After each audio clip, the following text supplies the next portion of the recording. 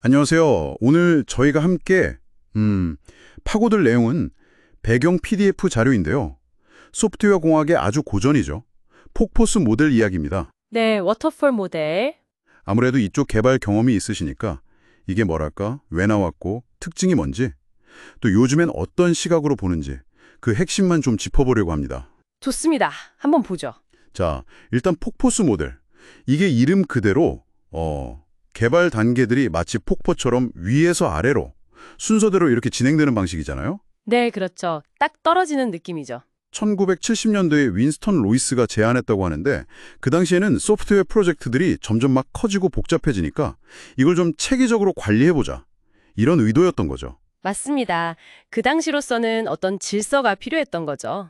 그래서 보면 요구사항 분석하고 설계하고 구현, 테스트, 배포랑 유지보수까지 이 한 단계가 점을 완전히 끝나야만 다음 단계로 넘어갈 수 있다. 이게 가장 큰 특징 같아요. 네, 여기서 또 중요한 게 그러니까 각 단계마다 결과물을 딱 문서로 만들어요. 명확하게.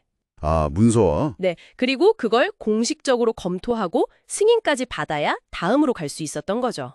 되게 엄격했네요. 그렇죠. 뭐 계획부터 시작해서 요구사항 분석, 시스템 설계, 뭐 데이터베이스 설계 이런 거 다 하고 실제 코딩하는 구현 단계, 그다음에 테스트, 마지막 배포랑 유지 보수까지 완전히 선형적이면서 하향식, 탑다운 방식인 거죠. 아, 탑다운. 전체 큰 그림부터 보고 세부로 내려가는. 네네. 그 엄격함이 당시에는 혼란을 좀 줄여주는 방법이었을 겁니다. 그렇다면 이런 방식은 어떤 프로젝트에 좀 잘 맞았을까요? 자료에서도 나오지만 일단 프로젝트 시작할 때 요구사항이 아주 명확해야 하고요. 네. 중간에 이게 바뀔 가능성이 거의 없다. 이럴 때 유리했다고 해요. 아하, 거의 뭐 확정된 상태에서 시작하는 거군요. 그렇죠.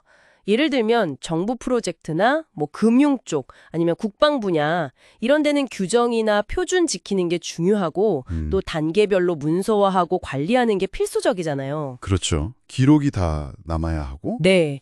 그런 환경에서는 이 모델이 가진 장점, 뭐 진행 상황 파악이 쉽다거나 이런 것들이 좀 빛을 발할 수 있었죠. 그렇군요. 장점도 분명히 있었는데 하지만 이게 또 약점이 아주 치명적이라고 들었어요. 아, 네, 맞습니다. 바로 그 변화에 너무 취약하다는 거. 변화요? 네. 만약에 개발 거의 다 끝나가는데 막바지에 가서 요구사항이 바뀌거나 예상 못한 문제가 탁 터졌다. 아, 생각만 해도 끔찍한데요. 그렇죠. 그럼 이전 단계로 다시 돌아가서 수정해야 하는데 이때 드는 비용이랑 시간이 어마어마하게 늘어나는 거죠. 눈덩이처럼요. 아, 그렇군요.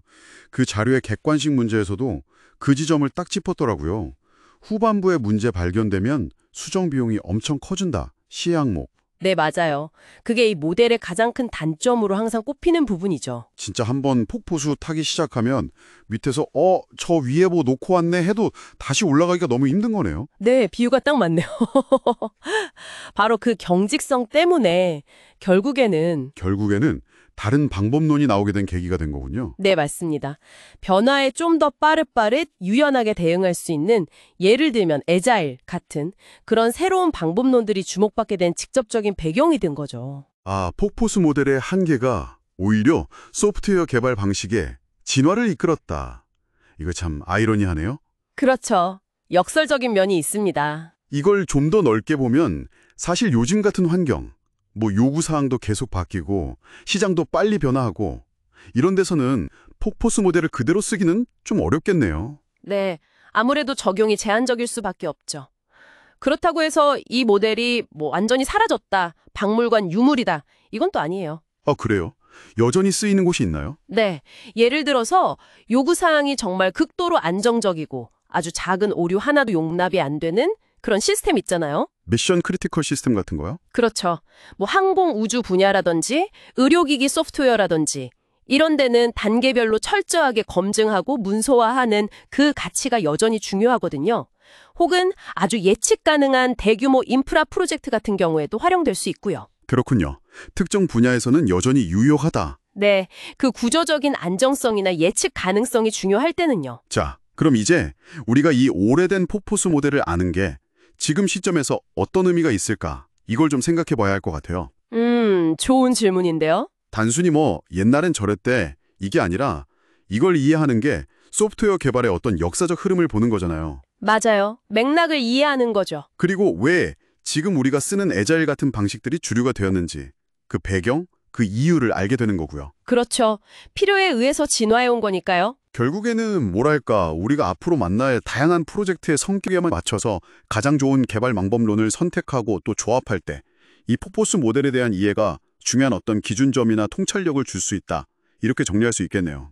네, 정확합니다. 어떤 방법론이 만능은 아니니까요. 상황에 맞게 적용하는 지혜가 필요하죠. 네. 오늘 폭포스 모델에 대해서 좀 깊이 이야기를 나눠봤습니다.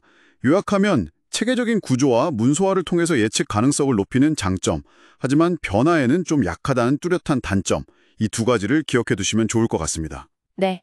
그리고 마지막으로 제가 질문 하나 던져보고 싶은데요. 오, 어떤 거죠? 요즘처럼 요구사항 변경이 거의 당연시되는 현대 개발 환경 속에서도 이 폭포스 모델이 강조했던 원칙들 있잖아요.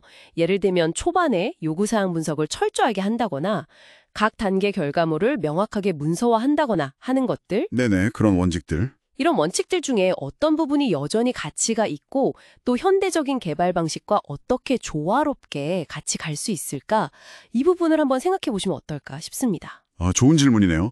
폭포수의 교훈을 현대적으로 어떻게 계승할 것인가 한번 곱씹어 볼 만한 주제인 것 같습니다. 네. 오늘 저희와 함께 해주셔서 감사합니다.